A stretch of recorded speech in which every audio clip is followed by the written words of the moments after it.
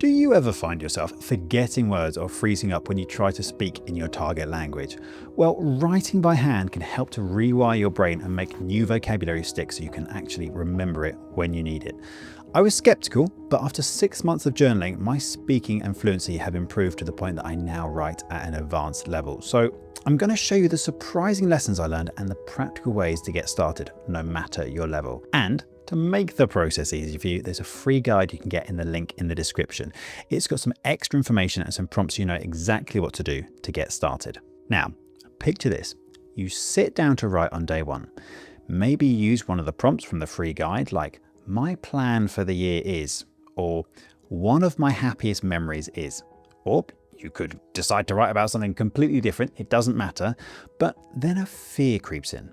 What if you don't know how to say something or you get it wrong? Are you not reinforcing those mistakes? And what if they fossilize and you're stuck with them forever? Well, this is something you need to get over in order to improve your level in the language you're learning. Let me put it this way. You could say that you shouldn't ever leave the house because there's a chance you might get hit by a bus. Now, I know there are some agoraphobics already in the comments going, yes, that's why I haven't left the house in 5 years. But the reality is, if you never try, you never learn. And in fact, that fear of not making mistakes will hold you back. Actually, it's in making mistakes that we learn how to improve with this system that I'll show you. Think of this like a kid's sandpit. Children can play safely in a sandpit. They can build castles without any risk that it's going to go horribly wrong and something bad happens. It's a safe space for them to try things out and see what happens. Your journal is your sandpit. There's no one there judging you. You don't have to go into work tomorrow and read it out to everybody. So to get you started, I show you some simple steps that you can follow that will help you improve. And if you haven't tried these yet, it will genuinely be a game changer for you. Right, so firstly, I make a cup of tea or coffee in the morning and then sit down to write about whatever comes to mind. There might be something I've been thinking about recently, or perhaps some plans I want to make for the future. It doesn't actually matter what you write. Maybe you want to write a short story or your 5-year plan. The main thing is that you write something. If you're really new to the language, just see what words you can remember, maybe try and make a sentence out of them, even if it's a little bit caveman at first. It doesn't need to be perfect. You just need something to work with. So then next, I take photos of whatever I've written and then paste that into ChatGPT, asking for feedback. You can do this digitally, by the way. I just like analog, but if you're writing something like Chinese or Japanese though, digital is definitely the way to go to make your life easier for now.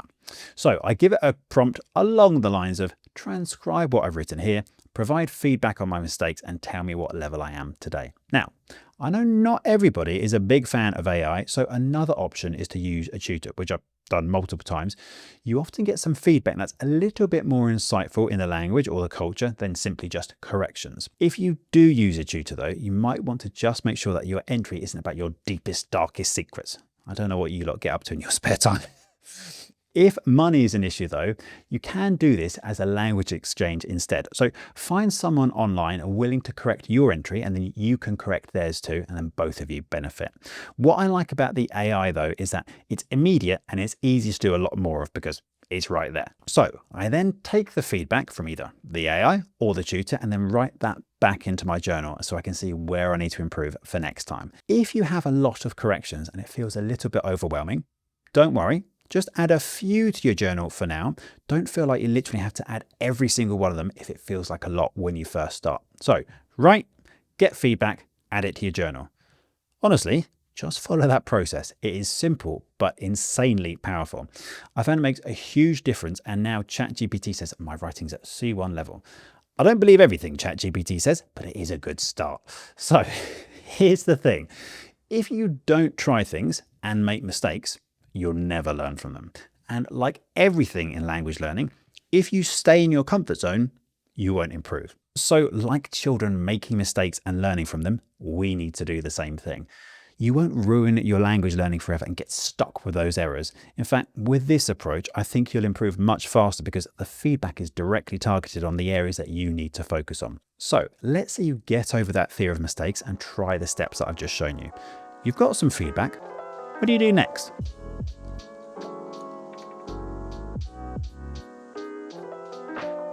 This is where we can steal a technique that kids use when they hear something new. I remember being at a mate's house and a friend jokingly said to his 6-year-old son, "Come at me, bro," as they were play fighting. But what happened next was really interesting. So my friend's son clearly hadn't heard that phrase before and instantly repeated it, "Come at me, bro," and then kept using it as they were playing. But not only that, for the next month, every time I saw him, I would hear him say, "Come at me, bro." All of that repetition was cementing that new phrase. Now, most of us aren't constantly surrounded by native speakers to practice with, but journaling can work just as well. So each day, before you actually start writing, have a quick look over what you've written recently and mentally note any feedback that stands out. Then try and weave some of those corrections into that day's entry. So you might have a phrase that you got from the feedback on day one. Then, if you try and put it into practice as you write every day, by the end of the week, you've already used it in at least 6 different contexts. And as you continue to get feedback at the end of each session, you'll refine your use of those new phrases, as they might not always work every time you try them. All of this reinforcement means words and phrases will come more easily in conversation. That's what happened to me, at least. I would have a sheet of connectors in front of me to help me link ideas and also sound a little bit less one-dimensional. So connectors are phrases like "on the other hand," "nevertheless," "additionally." First of all, I'd have to look at the sheet in order to use them. But after using them repeatedly, I now don't have to think about that nearly as much. And because of that, they now come out when I speak too. So getting corrections is one thing, but there's a technique that I found makes a huge difference to both your writing and your speaking. So let's look at that next.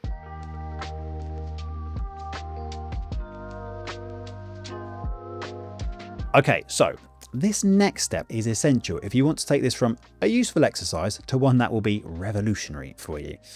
You might have heard of the idea of sentence mining. It's very popular. You get some content, you take a whole sentence that includes some new vocabulary that you want to learn, and you put that onto flashcards or into a notebook, and then you can review it that way. It's fine, but I take a different approach here, and it's been incredibly effective. So when I have a sentence with a correction in it, of course, I'm not going to be able to use the whole sentence next time I write, because what if I want to write about something else next time? But if you try and use just a single word, a word that you got corrected on, you might actually not get it quite right when you try and use it in a new sentence because it's in a different context. So when I use the feedback, I always try to include a couple of words from either side of that correction. That way I can lift that phrasing out of that sentence and place it directly into a new sentence, giving me a little bit more confidence that it will still work and I haven't completely made something up. It doesn't sound like much, but just including those few extra words I find makes using those corrections much more effective. So for example, I got a correction that was planteando the other day, which means it's like considering. Rather than just try and use the single word, the correction, I included the words in front of it. So otro tema que estoy planteando, which is like another topic I was considering or thinking about. That gave me a really handy sentence starter, which I could then use the next time I sat down to write or talk with a tutor. So don't try and memorize a whole sentence. Using these smaller chunks will give you more flexibility to repeatedly use the feedback in completely different situations while still keeping it accurate. Now, I'm not going to lie to you, you won't get it perfect every time. Sometimes the AI will say, actually, in this context, we will probably say whatever. But that's just the process of refining your use of the language. So don't think that's a bad thing. And on top of that, before long, you'll notice you can start to string these short phrases or corrections together to write about different topics. So let's say you took a mundane sentence and you broke it up into a few parts. So I was just thinking about my plans for the summer and where I should go. If you had a correction on one or more of those parts, then the next day you might say, I was just thinking about a conversation I had with my boss yesterday, or my plans for the summer are looking good. So don't think about corrections as just isolated words. Notice how they can fit together to say longer phrases. A useful tip is that when I'm adding feedback, sometimes I actually put parentheses either side of the chunk to make it clear what the set phrase is that I want to try and use in the future. So I might mark a sentence starter like I was just thinking about, or something like in relation to, just so it's more obvious the next time I sit down to write. This is linked to an idea called the lexical approach, that languages aren't made up of just vocabulary and grammar, but rather lots of shorter patterns in the language that we can then link together. And as you pick up these short phrases, you're going to see them and variations of them all the time, which will really help to reinforce them. It's like when you buy a new car and then you suddenly notice the same model absolutely everywhere. But even with all of that, there is one final piece of the puzzle that's essential if you want to make progress with these techniques.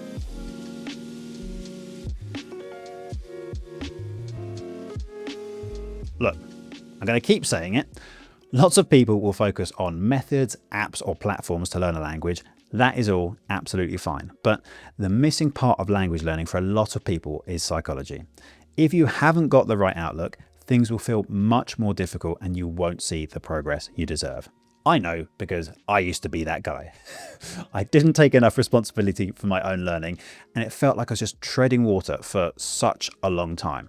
It was only when I started to do some research that led to me changing my mindset did I really start to see real improvement. So let's apply that to writing. The hardest part is just getting started. That's why I made you a free download below. You can just use that so you don't have to spend any time staring at a blank page.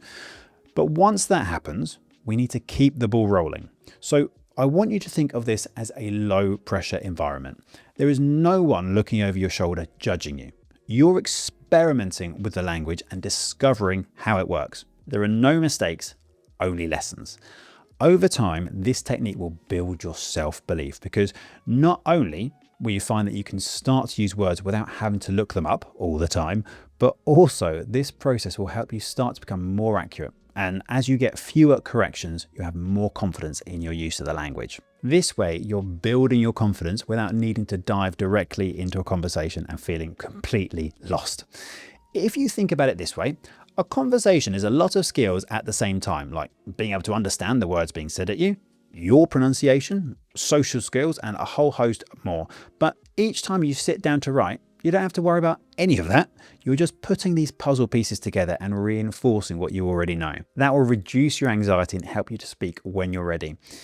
To break the ice and move from writing to speaking, you can talk to yourself, as well as obviously trying to use the feedback from this process. Or if that still feels awkward at first, you can even just read back your corrected text out loud to really solidify what you've learned and practice your pronunciation. That way, it's still lower pressure and you can break the barrier to starting to actually speak the language. So writing might just be your personal key to fluency. I've genuinely found it to be so powerful. Try it and let me know how you get on. Share what you're going to write about in the comments below and any of your personal tips to help out some other learners. And if you want a full guide to getting started, check out this next video where I'll walk you through more of the process.